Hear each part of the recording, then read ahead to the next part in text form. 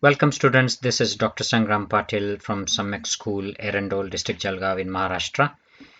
We've already done part 1 and part 2 of this chapter 2 of Science and Technology, which is part 1 of your Science and Technology book.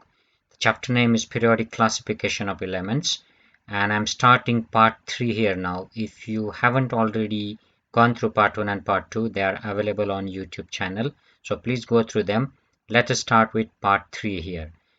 Now, friends, we have seen different systems of classification of elements, including Mendeleev's periodic table and the systems prior to that.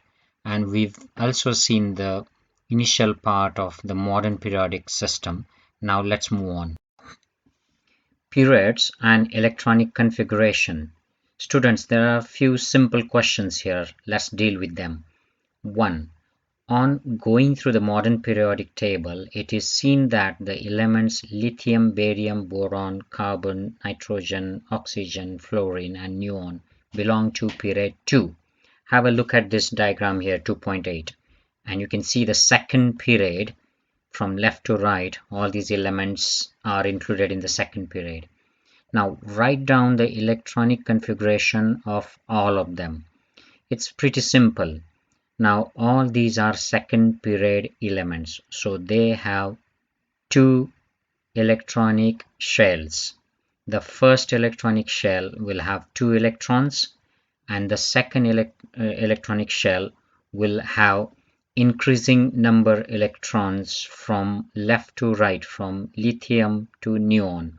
So lithium will have 2 electrons in first shell and 1 electron in the second shell, and they will go on increasing from left to right. And that's your second question. Is the number of valence electrons same for all these? No, they go on increasing from left to right. Remember, valence electron are the electrons in the outer shell of the element, of an element. Third question, is the number of shells same in these? Yes, because they are period 2 elements, they have 2 shells. You'll find that number of valence electron is different in these elements. However, the number of shells are same. And you will also find that while going from left to right within the period, the atomic number increases by 1 at a time, and number of valence electrons also increases 1 at a time. They've also explained the electronic configuration of potassium, which is in the 4th row, that is 4th period, and argon, which is 3rd period. So 3rd period argon has got 3 shells, which all are complete, 2, 8, and then 8 electrons, whereas 4th period potassium has got 4 shells, and the number of electrons in its shells are 2, 8, 8, and 1. So that's a valency 1. We can say that the elements with same number of shells occupied by electrons belong to the same period. The elements in second period, namely lithium, barium, boron, carbon, nitrogen, oxygen, fluorine, and neon, have the electrons in the 2 shells K and L.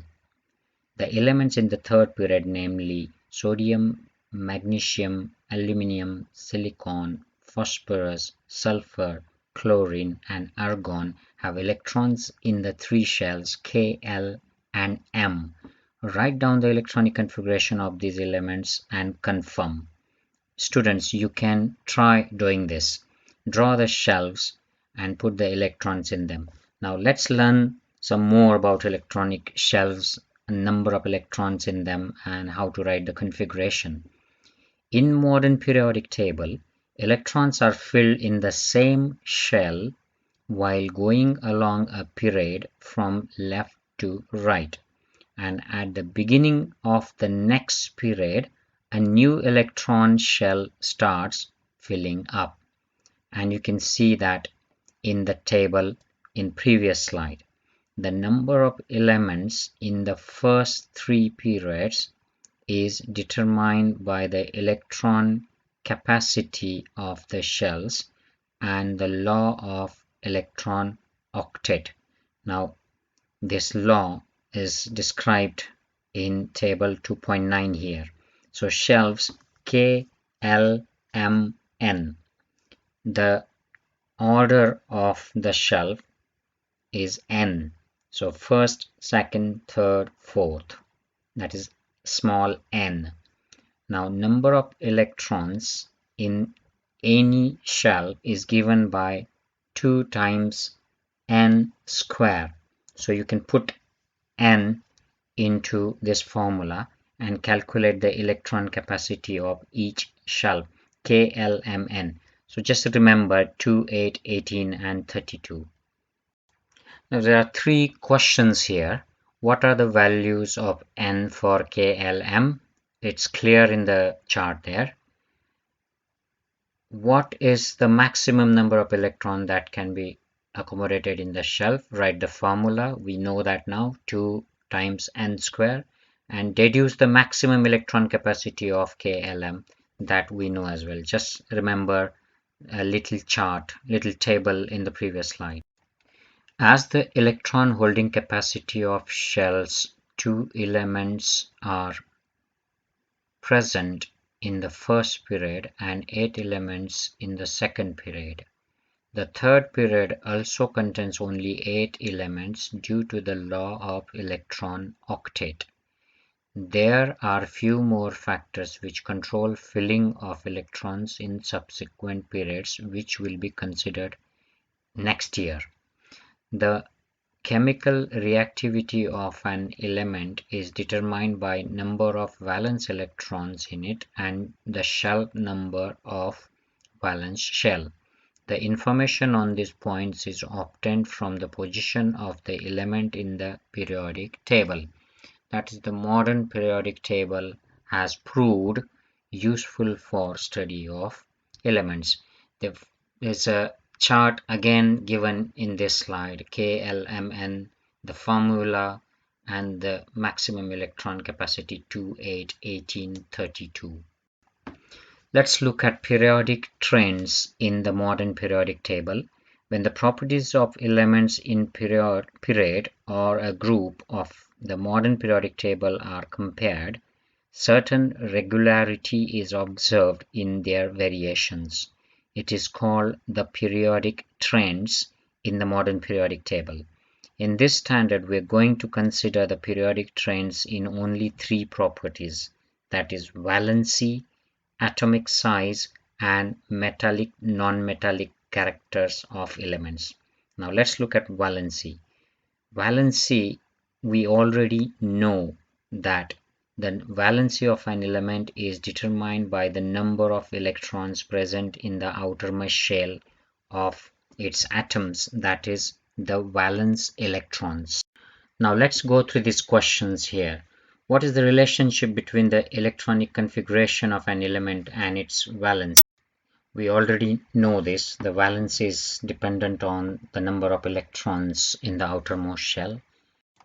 The number of valence electrons obtained from electronic configuration of an element gives the valency.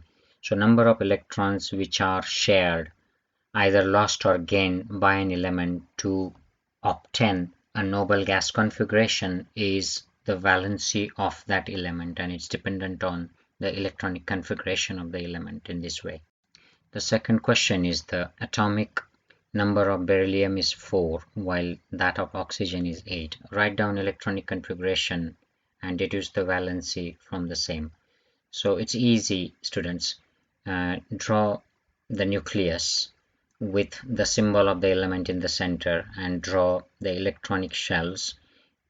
Beryllium and oxygen will need 2 shells, 2 electrons in first, the innermost shell, and remaining electrons in the second, that is outermost shell. For beryllium, there will be 2 electrons in the outermost shell, and for oxygen there will be 6 electrons in the outermost shell. And the valence is accordingly, for beryllium it's 2 and for oxygen it's again 2. Some people say it's -2, but 2 is the practical answer. Next question is the table on the next page is made on the basis of modern periodic table. Write in it the electronic configuration of the first 20 elements below the symbol and write the valency as shown in a separate box.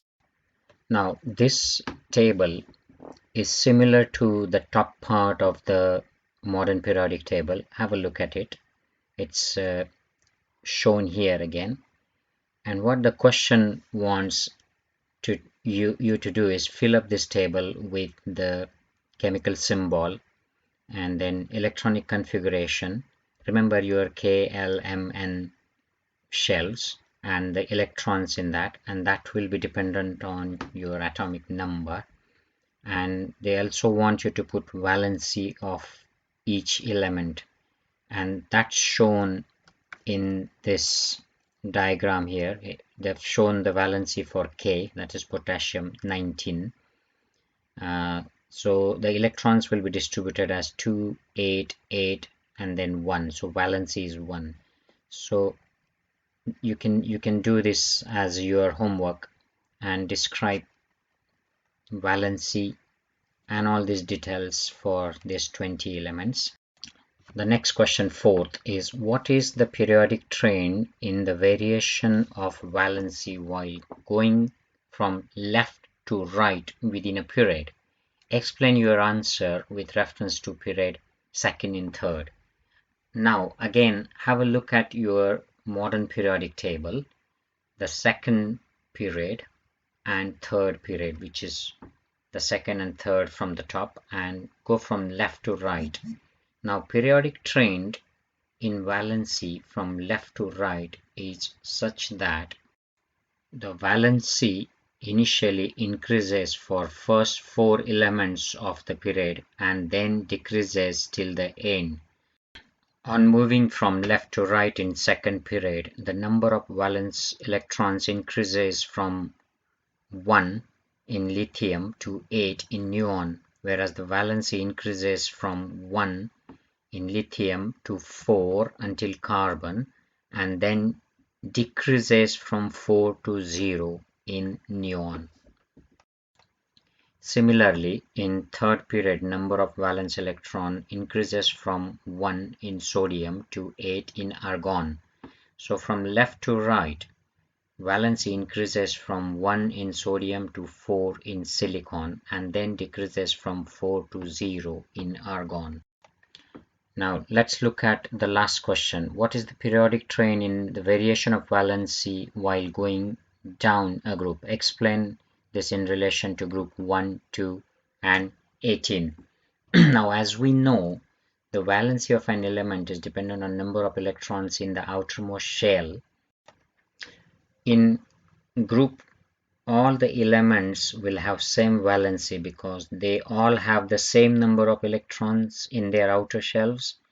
So across the period, the number will go on increasing by 1 from left to right, as we've seen, but in groups it will remain same. So group 1 will have valency of 1, group 2 will have valency of 2, and group 18 will have valency of 0. Group 18 elements have valency 0 because they do not have any free electrons. They have achieved octet structure, which is a stable electronic configuration. These elements are called inert gases or stable elements. They do not react with any other elements or form compounds since they have no free electrons to transfer or share. Now let's learn about atomic size. We've seen in previous years that size or volume is a fundamental property of any matter, and the size of the atom is indicated by its radius. Atomic radius is the distance between the nucleus of the atom and the outermost shell of that atom. Atomic radius is expressed in units called picometer, pm, which is smaller than nanometer. 1 picometer is equal to 10 raised to minus 12 meter. Some elements and their atomic radii have been given here. So if you look at elements oxygen, boron, carbon, nitrogen, beryllium, lithium, and their atomic radii are given in picometer. And there are a few questions based on that. We'll go through them now. The first question is, by referring to modern periodic table, find out the periods to which the above elements belong. Now again, have a look at your modern periodic table and find out where these elements lie. So if you look at this table, they all belong to second period. The second question is, arrange the above elements in a decreasing order of their atomic radii. That is very easy question. They have already given you atomic radii. So you just have to put the atomic radii from highest to the lowest, and that will be the decreasing order of atomic radii. Third question is, does this arrangement match with the pattern of second period of modern periodic table? Of course, yes, we've just seen that. Fourth question, which of the above elements have the biggest and the smallest atom? It's a very easy question. The smallest atom is oxygen, 66 picometer, and the biggest atom is lithium, 152 picometer. Fifth question, what is the periodic train observed in the variation of atomic radius while going from left to right? It's again obvious, from lithium going towards oxygen, the atomic radius is decreasing. So from left to right, radius decreases. Again, few questions which are very similar to the questions we just looked at. They've given some elements and their atomic radii. So here we have the elements K, Na, Rb, Cs, and Li, lithium, and their atomic radii have been given. Now questions are, by referring to the modern periodic table, find out the groups to which above elements belong. Now you can clearly see all these elements in group 1, which is on the leftmost side. The second question is, arrange the above elements vertically downwards in an increasing order of atomic radii. You can do that starting from the lowest atomic radius, that is lithium, and then sodium, then potassium, rubidium, cesium, and one last element from this group which hasn't been mentioned here is francium, which we don't need to worry now. So arrange these according to their increasing atomic radii. That's a simple question. Next question is, which of these elements have the biggest and the smallest atom? You can clearly see from the diagram 262, that's the atomic radius of rubidium, and the smallest of them is lithium, which is 152 picometers. And the final question, what is the periodic train observed in the variation of atomic radii down a group? It's again obvious, from above down, the atomic radius goes on increasing from above down. Now, a few more questions about metallic and non-metallic characters. Look at the elements of third period from left to right and classify them into metals and non-metals. On which side of the period are the metals, left or right? On which side of the period did you find non-metals? Now let's look into the answer. Your book has already given this explanation. I'll just read it out for you. Now we know the metallic elements like sodium, magnesium are on the left side, and the non-metallic elements like sulfur, chlorine are towards the right. So the left side is metallic and right side is non-metallic. The metalloid elements like silicon, they lie between two types. A similar pattern is observed in other periods. And it's now seen that zigzag line which appears on the modern periodic table, it separates the metals on the left from non-metals on the right side, and the metalloids are along the border of this line. Now let us see how it works. If you compare the Chemical properties of metals and nonmetals. We can see from chemical formulae of simple ionic compounds that cations in them is formed from a metal, while anion is formed from nonmetal. So we can say that metal atoms have a tendency to form a cation by losing its valence electron, and this property of losing electron is called as electropositivity of an element. For nonmetals, there is a tendency to form an anion by accepting electron from other elements, and now this leads to a stable electronic configuration and forms a noble gas. Now, how is the ability to lose or accept electron in valence shell is determined? So let's look into that.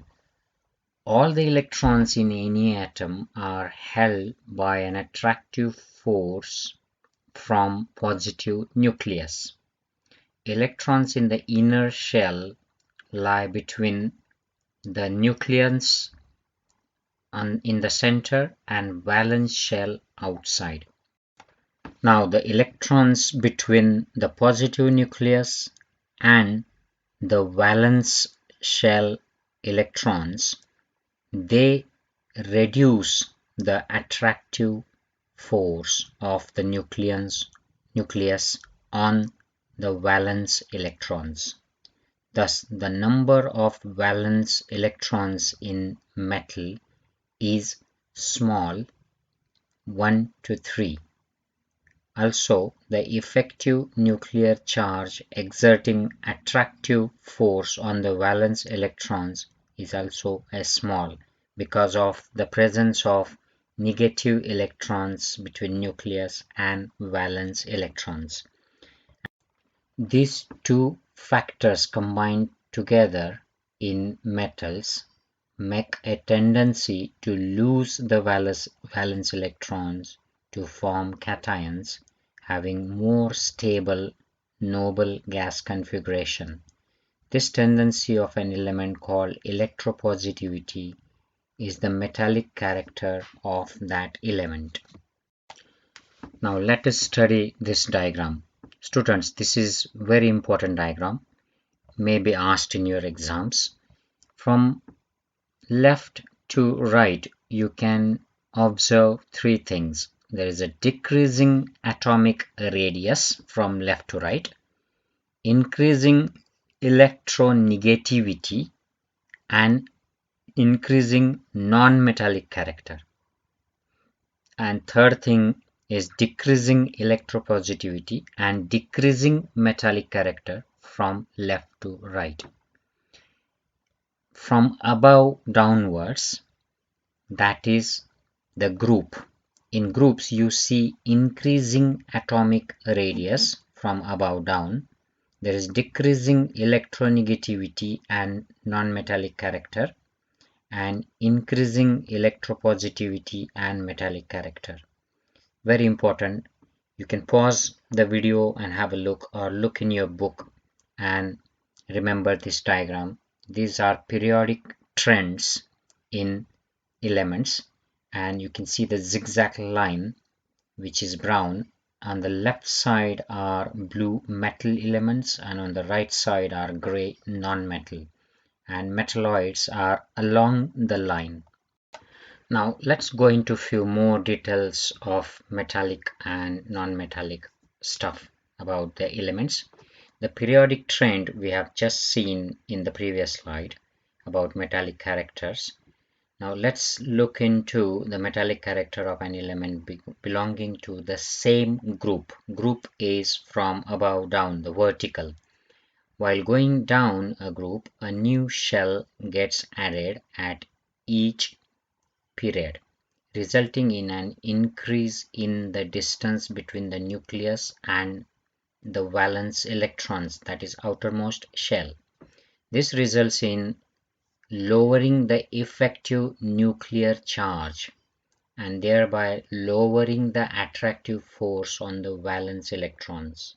As a result of this, the tendency of the atom to lose electrons increases from above down.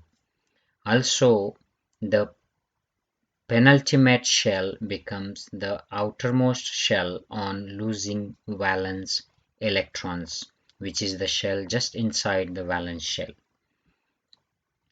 The penultimate shell is the complete octet.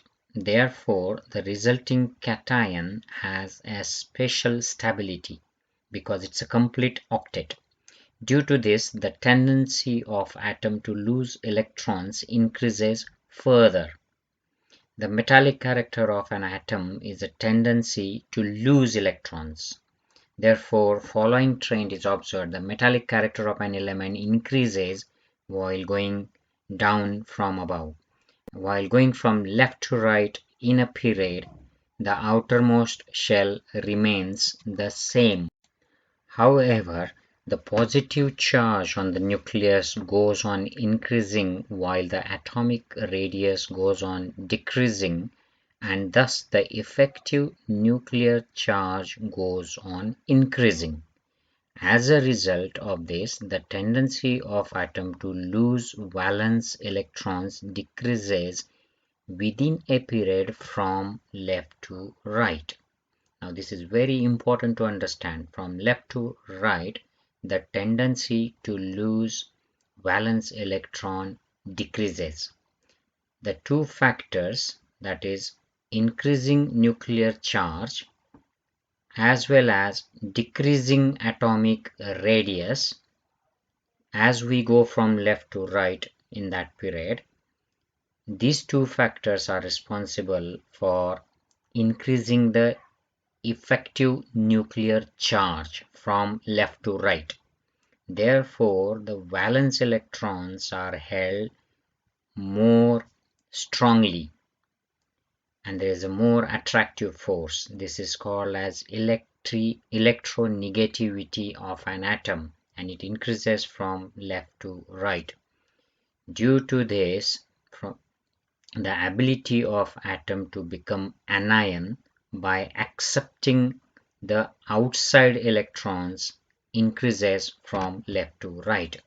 The tendency of an element to form anion and electronegativity is non-metallic character of the element. So non-metallic character goes on increasing from left to right. Few more questions here. What is the cause of non-metallic character of elements? We have already seen this, that electronegativity and forming anions by these elements is the cause for their non-metallic character. Second question, what is the expected trend in variation of non-metallic character of elements from left to right in a period?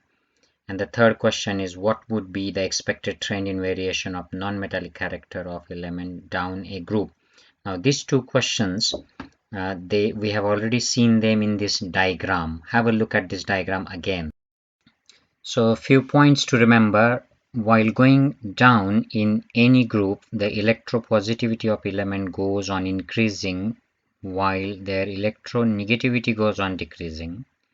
While going from left to right in any period, the electronegativity goes on increasing and electropositivity decreases. This you will have to remember very carefully. Larger the electropositivity or electronegativity of element, higher the reactivity. Now let's look at some interesting fact about halogen family. This is group 17 on the right side. They contain elements like fluorine, chlorine, bromine, iodine, and the general formula for this group is X2. So they are fluorine F2, chlorine Cl2. These are gases. Bromine is liquid Br2, and iodine, which is I2, is a solid. So there is a gradation from gases to liquid to solid in this family. So very interesting fact. Coming to the last part of this chapter, now look at this equation M, which is alkaline earth metal reacting with water to H2O, and it releases hydrogen H2 and produces MOH2. So if you consider the second group, which is beryllium, magnesium, calcium, strontium, and barium, from left to right, there is a gradation in chemical property of alkaline earth metals when they react with water. From left to right, the ease of reaction goes on. So from left to right, it becomes easier for these elements to react with water, so that beryllium does not react with water. Magnesium reacts with steam, which is kind of hot water, but calcium, strontium, and barium, they react with water at a room temperature, so it's easy for them to react. So interesting fact. So that's the end of the text, chapter 2, and there are a few exercises given at the end of this chapter. I'm sure you will be able to solve them. The answers are provided in the book itself. For more such chapters, keep visiting the YouTube channel, and I wish you good luck. Thank you. Bye bye.